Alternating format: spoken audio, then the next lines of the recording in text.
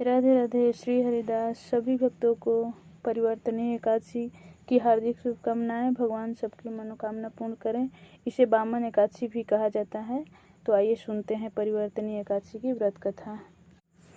धर्मराज युधिष्ठिर जी बोले कि हे भगवान, भादो मास की शुक्ल पक्ष की एकादशी का क्या नाम है तथा उसकी विधि क्या है?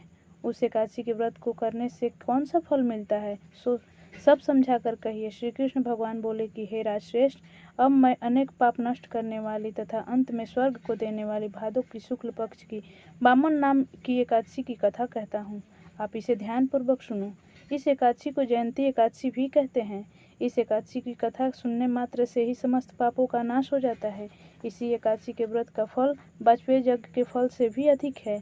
इस जयंती एकादशी की कथा के नीच पापियों का उद्धार हो जाता है। यदि कोई धर्मपरायण मनुष्य एकादशी के दिन मेरी पूजा करता है तो मैं उसका संसार की पूजा करने का फल देता हूँ।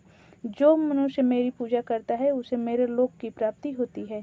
इसमें किंचित मात्र की भी संदेह नहीं है। जो मनुष्य इस एकादशी के दिन श्री वामन भगवान की पूजा करता है वह तीनों देवताओं अर्थात ब्रह्मा, विष्णु और महेश की पूजा करता है। जो मनुष्य इस एकादशी का व्रत करते हैं उन्हें इस संसार में कुछ भी करना शेष नहीं रह जाता। इस एकादशी के दिन श्री विष्णु भगवान करवट बदलते हैं, इसलिए इसे परिवर्तनीय एकादशी भी कहते हैं। इस पर युधिष्ठिर जी बोले कि हे भगवान, आपके वचनों को सुनकर मुझे महान संदेह हो रहा है कि आप किस प्रकार सोते समय करवट बदलते हैं। आपने बलि को क्यों बांधा और वामन रूप धारण करके क्या लीलाएं की? चातुर्मास्य व्रत की विधि क्या है तथा आपके शयन करने पर मनुष्य का क्या कर्तव्य है, सो सब विस्तार पूर्वक कहिए। श्री कृष्ण भगवान बोले कि हे राजन, अब आप पापों को नष्ट करने वाली कथा को श्रवण करो। त्रेता युग में बलि नाम की एक दानव रहता था। वह अत्यंत भक्त, दानी, सत्यवादी और ब्राह्मणों की सेवा करने वाला था। यह सदैव यज्ञ, तप आदि किया करता था। वह अपनी भक्ति के प्रभाव से स्वर्ग में इंद्र के स्थान पर राज्य करने लगा। इस इंद्र तथा अन्य देवता इस बातों को सहन न कर सके और भगवान के पास जाकर प्रार्थना करने लगे। अंत में भगवान ने वामन रूप धारण किया।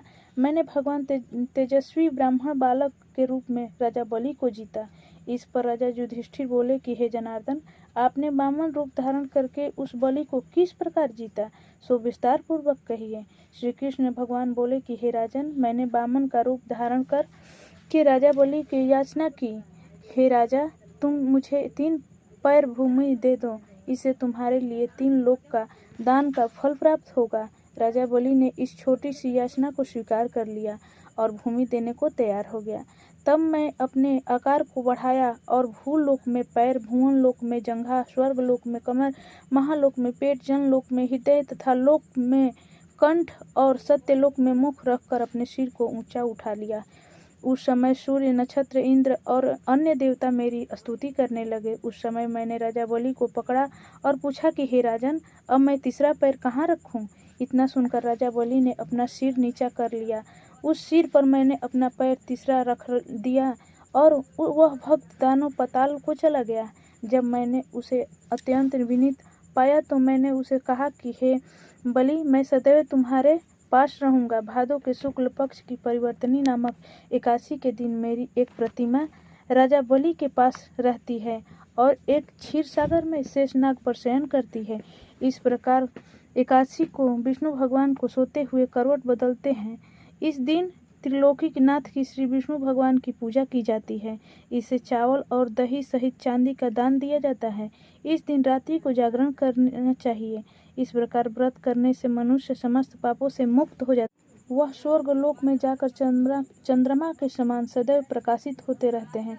उनको इस लोक तथा परलोक दोनों में यश मिलता है। इन पापों से को नष्ट करने वाली इस कथा को सुनते ही उन्हें अश्वमेघ यज्ञ का फल प्राप्त होता है। इस प्रकार कथा समाप्त हुई और आपको मैं बता देती हूँ 26 तारीख को एकादशी व्रत है और पारण है 27 तारीख को 6 बजे से 8 बजे तक। सभी भक्तों को राधे राधे। जय श्री कृष्ण।